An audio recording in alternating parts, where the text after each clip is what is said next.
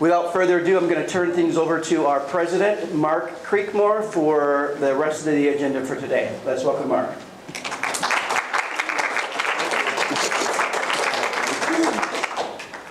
Welcome, and it's great everybody turned out from this rainy, dismal day, but there's no football game, so there's no distractions, right? NAMI is the largest grassroots organization for mental health dedicated to building and better lives for millions of Americans. And through access to services, treatments, supports, and education. Good. And it's steadfast in its commitment to raise awareness and build a community of hope for all those in need. NAMI provides foundations for thousands of volunteers through its national organization, state organization, and local affiliates. And this is the Washtenaw County local affiliate. And we're going to be hearing from Sita Deal, who represents the national affiliate. So it's like like a wheel, and the affiliates are the kind of on the rim. The center is the national organization. So we provide free education, advocacy, and support. And so thanks for coming, all of you who have experienced mental illness either through your own diagnosis or through your support that you give people who have a diagnosis. We want to especially recognize three groups, so I'm going to ask you to stand or raise your hands if you're reluctant to stand. The first are the members of NAMI, the board of directors, volunteers, and staff. Could you please stand?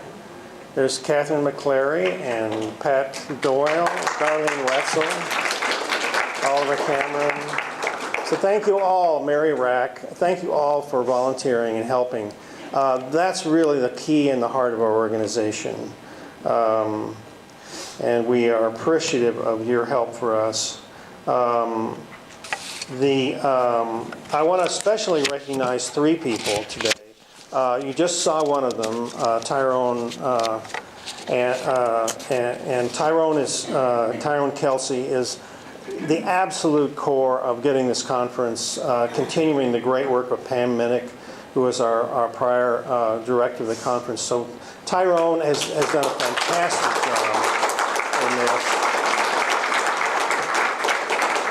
And he's really helped us with a lot of our operations, and it's been a great addition to the board. Tyrone's the vice president. Pat Root is another person we want to thank. She organized the meet and greet for Sita last night, and she is the core of our past peer-to-peer program and our support groups. So let's thank Pat especially. I don't even see Pat. I don't think she's in the room. Right here. Oh, there you are. All right, good. Thank you, Pat. And the last is Chuck Hughes, who was the president of NAMI for many years. He has tirelessly done the food and decorations, and he's really anytime we need somebody to do something, Chuck is there to do it. So thank you very much, Chuck Hughes.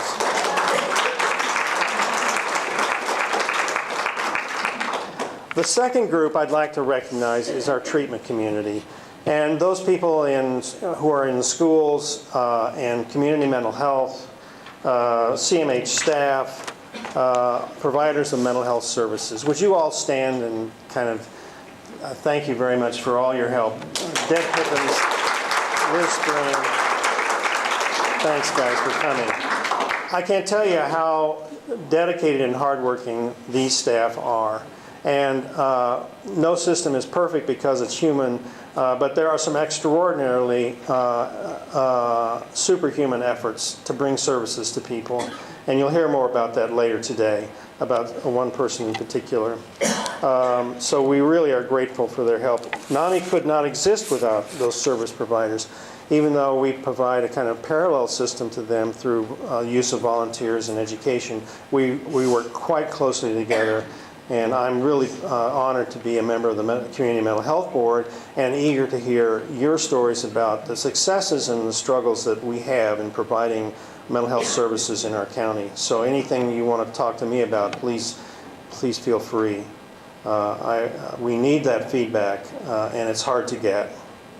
And our educational partners are extraordinarily important. This building itself, the Washington Intermediate School District, was developed as a result of the process of closing our institutions, and they've done a tremendous job in providing services and always have been here to help both people with developmental disabilities and people with mental illness. So we want to thank them. Finally, there's a group that is our elected officials and law enforcement and regulatory partners. Police agencies, recipient rights offices, attorneys, judges, and courts. Can you all please stand? I know Deirdre is here from the Mental Health Court. Catherine McClary is our county treasurer. Our laws identify services, who will provide them, and the methods in which they will be provided, and who will pay for them. I mean, they're extraordinarily important. Cedar will talk to this in her keynote address, I'm sure.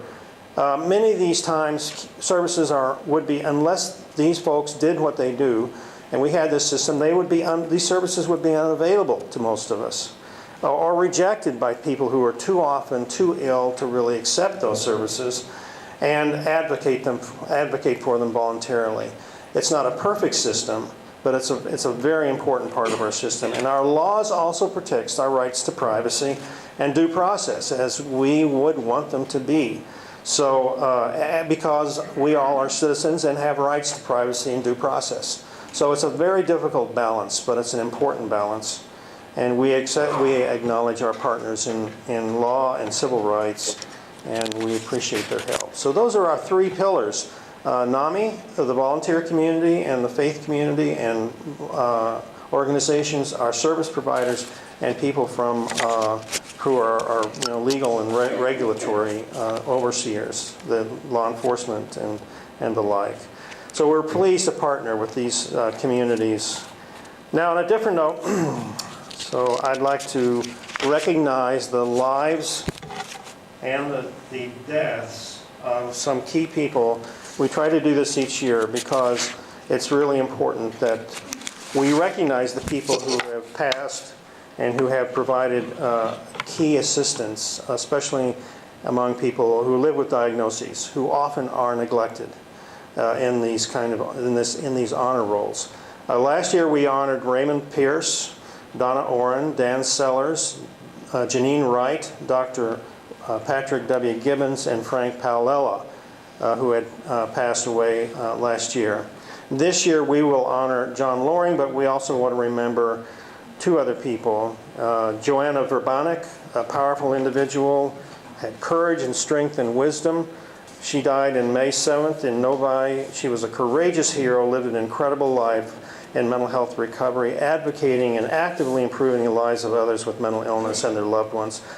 She was one of the founders of Schizophrenics Anonymous and the family and friends support groups.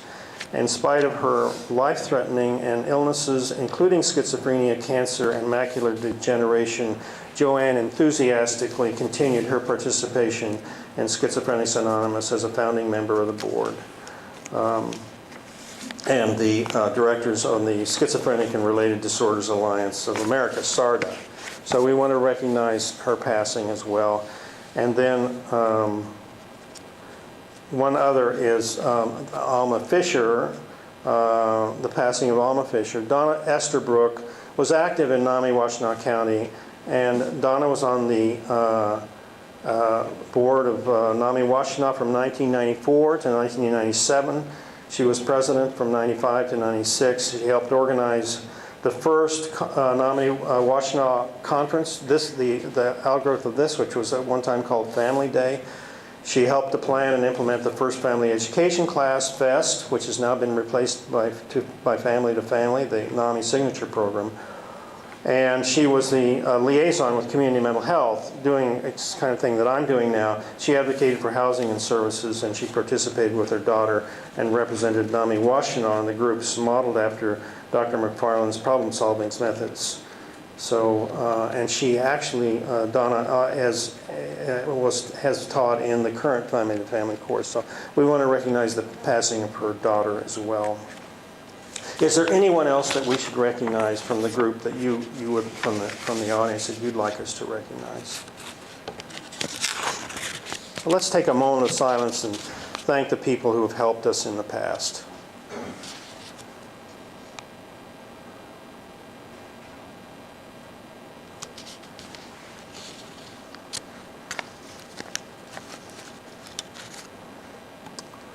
Okay, thank you very much.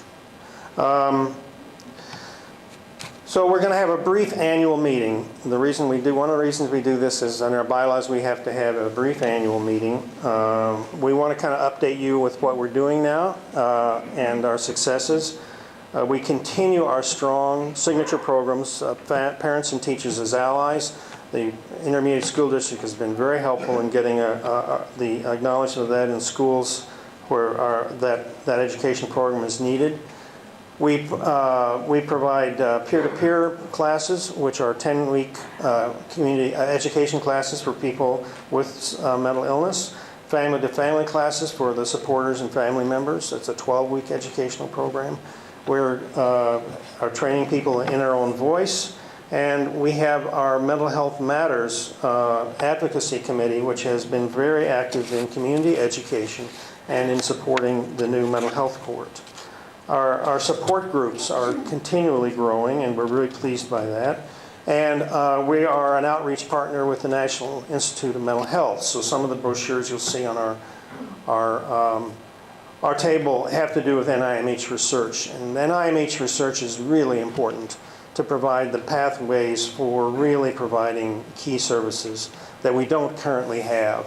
And so we encourage people to participate in clinical trials when they're appropriate, and to learn about them and to promote research as it occurs. One of the most recent successes has been the RAISE program, the early intervention on first episode of psychosis, which the study has really been released in 3 sites in Michigan have RAISE programs, Grand Rapids, Ann Arbor, and Kalamazoo, and these programs are indicating that early intervention in schizophrenia is really, in a kind of coordinated way, can provide prevention services. So that's the kind of research that we need. We're in our 3rd iteration of our crisis responder manual, and we continue to support the new affiliation, the NAMI affiliate in Calhoun County, NAMI in Calhoun. Our communication and marketing programs are really taken off. We want to thank Afan for doing that, and she's a person taking pictures, and we have permission for picture taking. If you don't want your picture taken, that's fine, and we will ask for your release if we actually use a picture that we take today. And we have operations has grown to meet the need. We now have a new staff person, Judy Gardner, who has joined us along with Barb and Penny and 4 other staff people who provide assistance to our programs, part-time staff people. We have new demands are emerging for 2 programs. One is to divert people from mental illness through the criminal justice system. As an extension of the mental health court, another diversion project will be the training for police to decrease, to de-escalate crises for people in crisis, so they are not unnecessarily arrested or harmed in the process of being in a crisis. We've had CIT training before, and there's increased interest in that now. It's extremely important. As you know, our society is in a bit of a crisis with multiple killings of people on campuses and other places in schools, as well as multiple killings of people in our communities by police. So there's a real focus on how to prevent that. In a lot of cases, these have to do with people with mental illness, as well as race and class. So we have to be sensitive to this and have to train police and have services accessible to people who can be diverted so that we can prevent these kinds of tragedies. So CIT is a collaboration between police agencies, mental health agencies, and NAMI. and has been since its existence in 1987. It started in Nashville, Tennessee. So CIT, you'll hear more about. NAMIs will be engaged in some fashion with individual facilitation and person-centered planning with the Washtenaw County Community Mental Health, and we're struggling to figure out how to do that, and we're interested in your ideas about that for people who have experience with person-centered planning and can help us be individualized facilitators for that. So we want your input on that. So those are two new demands that we're facing. In response to those demands, we have to have the money to do what we're doing. So we're being very aggressive in our fundraising. We raised about $6,000 for the NAMI Walk. $3,000 of that will come to us. And we share that with NAMI Michigan and NAMI National, and we're glad to do it. But we're also doing, raising about $25,000 of individual contributions to meet the demands for these new programs, as well as to continue the support of the ones we provide. We've raised about $6,000 from friends in anticipation of our annual appeal, and we actually have now the capacity to take, for those of you who have stocks, bonds, or other negotiable instruments, we can accept those donations if you're trying to, which may be useful for tax purposes for people who are in those situations. So we really need to bolster our fundraising situation, and we're doing that. And you'll hear more about that prior to the end of the year. So I apologize if I've left out any activities, but that's sort of a summary of where NAMI is. I think we're really doing a great job, and I think this conference has always been our keynote and our kind of keystone, rather, for how important it is to keep in communication with you all and the people here. So we have a brief business meeting. We have, as per our bylaws, this serves as our annual meeting. So we're going to elect 2 board members who have been appointed to the board but need to be elected by the membership at this meeting. Those people are Mary Rack and Pat Root. So Mary and Pat, would you stand? So we have these are people serving currently on the board, but we need to get your election of these people as per our bylaws from the general meeting, the general membership. And we have 2 people that we have to elect. Another thing we have to do at our annual meeting is elect our officers. Mary Rack is our treasurer. We're going to elect her, and we do this in odd years, even in odd years. This is the odd year, so the treasurer and the secretary,